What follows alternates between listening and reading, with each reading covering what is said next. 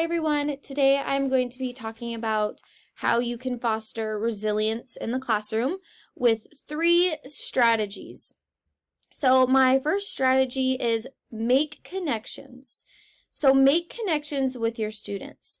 That's that student to teacher relationship. It could be something as simple as finding a common interest or going to a students' basketball game.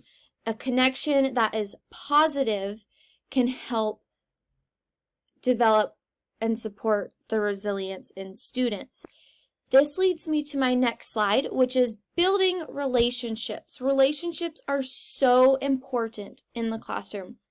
I have found out that if you do not build relationships with students, they will not respect you, nor do they really listen to you. So building positive relationships with students can help support resilience, especially if they have had a difficult childhood, such as abuse, neglect, or household dysfunction.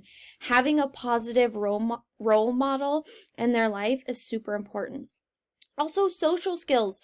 Teaching students positive social skills and how to positively interact with their peers and handling situations that might be a little bit difficult, such as a conflict at recess or in the classroom.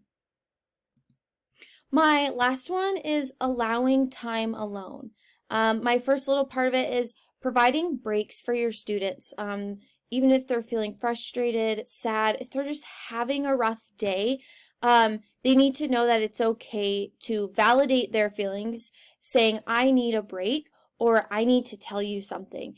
And just as a teacher, being positive, being there for them, saying, it's okay that you're feeling frustrated. Let's take a break. And then lastly, self-discovery. I kind of link these two together because I think sometimes if you're frustrated and you just need some time alone, you can discover something about yourself that you may have not discovered before. And hopefully that is something positive, but I think breaks can kind of foster that self-discovery relationship.